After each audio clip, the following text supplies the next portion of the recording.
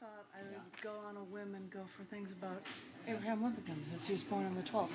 Okay. So I got a couple of pieces about Abraham Lincoln. Sure. So I was going to share that. Okay. It's also my grandmother's birthday. Okay. But nobody knows who my grandmother was. No, Not me. It's not like Abraham Lincoln. Your grandmother is not Abraham Lincoln. No, she's not. But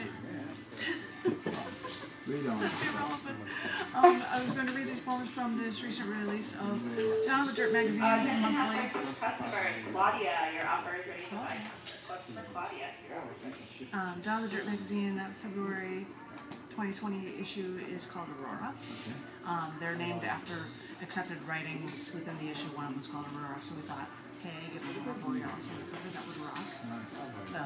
Aurora Borealis. I know, I just saw that. The three poems I'm going to read that are in this book are about Abraham Lincoln.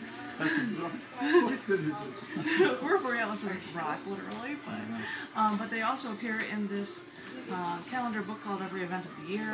It is volume 1 of January through June, so it happens to have a piece about Abraham Lincoln in it as well. I am sharing that with you, and I don't know which I will read from, so let me try this one because it is newer. This one is called Lawyering Can Lead to Leading the Country. Wow, yeah, they're all lawyers, aren't they? Well, they were in the case for Abraham Lincoln. They were. Let's look at U.S. agriculture.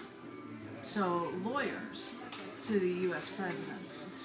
Let's link U.S. agriculture to lawyers to the U.S. presidency. Now, back in the early 1800s, all farming was done by hand, but Cyrus McCormick saw his father work on a horse-drawn reaper, but could speed crop collection eventually by like 100-fold. When his father died, he moved to Chicago in 1847, where he and his brother, through companies, were able to, quote-unquote, mass-produce reapers for farmers. Now, although others claimed patents at the same time, that was when Cyrus McCormick saw John Henry Manny of Rockford, Illinois, who was also making reapers. The Manny reaper would even beat Cyrus McCormick's version during the Paris Exposition in 1855, forcing McCormick to file a lawsuit against Manny for patent infringement.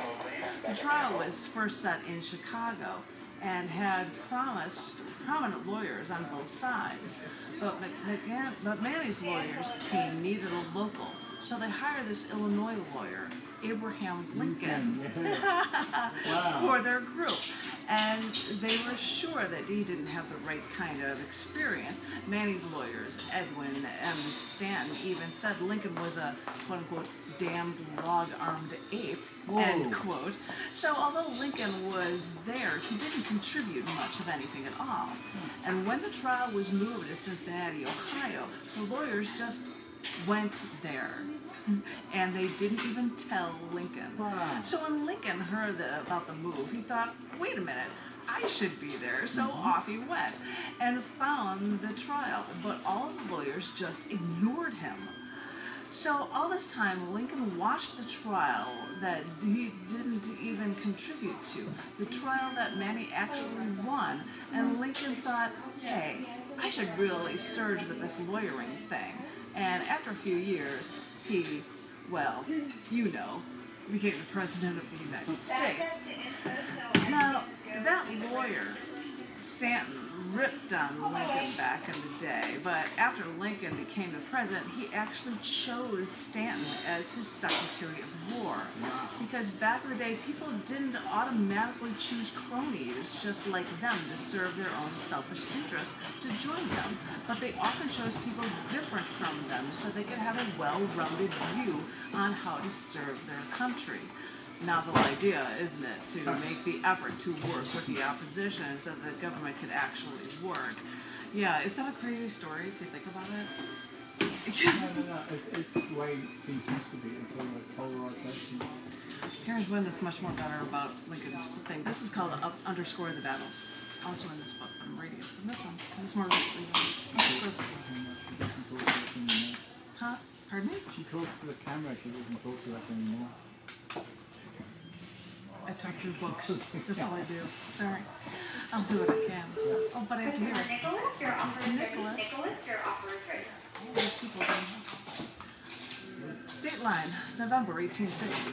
Abraham Lincoln is elected the 16th President of the United States of America. Among Democrats, Lincoln won over the Democrats, including Stephen Douglas, who first fought Lincoln in the Lincoln-Douglas debate, which was, guess what, all about slavery, which, of course, Lincoln was against. But over the course of Lincoln's run as president, you might be vaguely aware that he was assassinated. But what you might not know is that the attempts on his life started before he even became the president of the United States. Because the southern states, the states that wanted to secede, weren't fond of Lincoln, and Lincoln knew this, so he thought it would be smart to go on a whistle-stop train tour to Washington, D.C. But fearing his safety early on, he hired Alan Pinkerton and his private security, and his security team finds out there are a lot of people that want Lincoln dead. Attention Hazard Books customers, Taylor, your offer is ready at the buy counter. Taylor. They wanted him dead. The security team then went to Baltimore, one of the stops on the Lincoln's whistle-stop tour, and they stayed at the Barnum Hotel, and they tried to act, quote-unquote, Southern to infiltrate Southerners there. They then found Cipriano Fidnari, a beady-eyed courtesan barber who planned to kill Lincoln.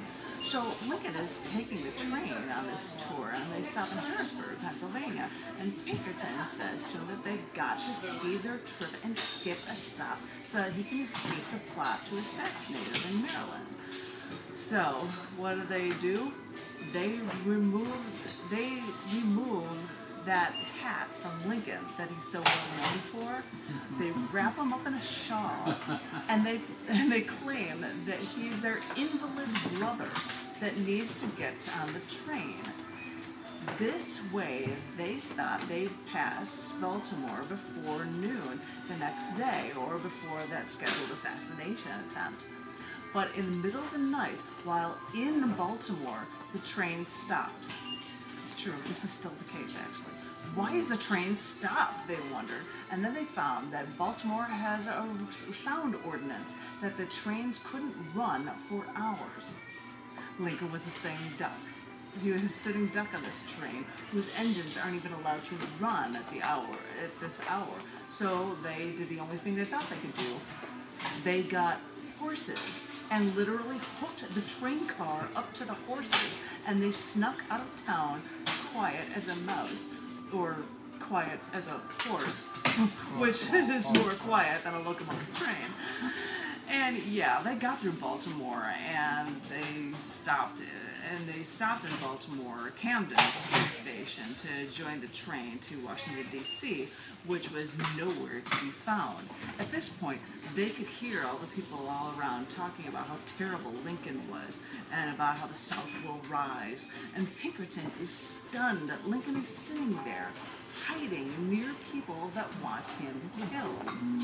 But thank goodness the Washington train eventually showed up. And at 6:30 a.m., February 23rd, Abraham Lincoln arrived in Washington, D.C., averting the first assassination attempt on his life. And this is a perfect underscore for the battles Abraham Lincoln had to endure. Pamela, your office ready to battle? Pamela? A lot of people. Your office ready? No, he's a local pastor here, so. He shoulders a century's burden, the burden for first declaring some human beings or anything but human beings. We may look now and find it impossible to believe humans were thought and bought and sold, tortured in a hot box for days. We hear this speech of having a dream for unity, and on some levels it may still be a dream. But after blacks have run companies in the U.S. and run the presidency, we must think that there's nothing any of us can do. Nothing any of us can do. So the fact that this fear founded from servitude and slavery may no longer be a part of our vocabulary, but when it was the norm, imagine the uphill battle one man had to face to try to convince an entire nation that their property isn't property at all, but living, breathing human beings. What an uphill battle. And oh, he paid for his beliefs. Another author? I have a fun one about after he died. Yeah, why not? Why not, he says. Alright, I'm back. This one is called Joining the Graverobbing Crew. Wow, they did his grave. Oh, you want to hear about it? Well, you just wait and listen. Okay, I'll listen. I'm waiting. My grandmother's birthday is February 12th. And when I was a toddler, the family would take her out to dinner for her birthday. And we'd all sing happy birthday to her. And instead of singing grandma, ingenious me would always belt out Abraham Lincoln instead. I know Lincoln's not from Illinois, but Illinois is where he's known. I mean, I even kept one of my old custom Land of Lincoln emblazoned Illinois vanity license plates. And Lincoln is known for so many amazing things through his presidency until he died, including attempts on his life. But I also love stories about how people even tried to steal Lincoln's corpse. Because back in 1875, Big Jim McAnally had a really great counterfeiting ring in Chicago. He had a guy named Boyd, and he made the best money.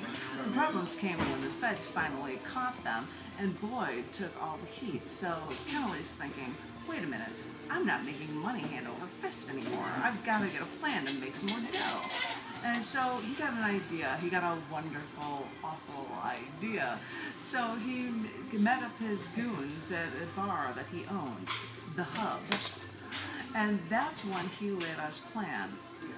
These two guys would kidnap Abraham Lincoln, steal his corpse, and then hold it for ransom for Boyd's release from prison. And the goons, Mullen and Hughes, thought that this was a great idea, but then they saw someone listening in. You see, this guy, Louis Sweggles, overheard them, and he asked if he could help them out too. The goons thought that he looked like a legit guy, so they asked Sweggles to join the crew, not realizing that Sweggles was actually an informant for the new U.S. agency, the Secret Service, which had only been around for 10 years at this point. But the legislation creating this agency was actually on Abraham Lincoln's desk the night he was assassinated. And really protecting dead presidents sounds like a job for them. Sweggles brings this to Patrick Tyrrell, agreeing to catch these men red-handed. And really, what a way to cement the Secret Service as a true institution in the United States of America. So that night, Sweggles joins the two goons to go to Lincoln's grave, but they're shocked because it's not a grave that they're digging up. Lincoln's in a mausoleum, a sarcophagus, and then a coffin. This must be how rich people or legit presidents are buried, they think. And then Mullins takes out his axe and thinks that the job's a job, and he was about to start bashing everything around to get to Lincoln's body. So Sweggles had to step back, so he goes, hey, wait. Hey, we've got to be careful because we don't want to hurt Lincoln's body, and all that noise will alert all the graveyard owners unless we giving us less time to run. So the goons listened to this guy that they thought was actually legit, and they opted to break into the mausoleum. And when they tried to just lift the whole thing up, which of course they couldn't do, the sarcophagus was way too heavy. So now these goons are trying to figure out what to do. So Sweggles says, let me go outside and have a smoke break to think this through. And after he leaves, he signals the Secret Service, who sneaks up. However, one of the Secret Service guys, George Hay, all stoked but all nervous, accidentally fires his firearm The goons, Mullen and Hughes, hear the gunshot and think that they've got to make a run for it, even as more men are firing in the dark. And that's what's really hysterical about all this, is that the goons got away because it takes so long for the Secret Service to get to the actual grave. The Secret Service thought they really screwed this one big time, but the thing is, Mullins and Hughes had no idea who was shooting at them. So they just went back to the hub, that bar, which is where the Secret Service found and arrested them. Now, I'm really sad that all my years in Chicago I never tried to hunt down the hub, though I think the bar is probably long closed. And so would if I butted in with Lincoln on my grandmother's birthday. Because with these Lincoln stories, it's still cool to remember all these strange details. Crazy things happen just because of Lincoln. Absolutely crazy. Would have been crazy anyway. Of course, you know it, man.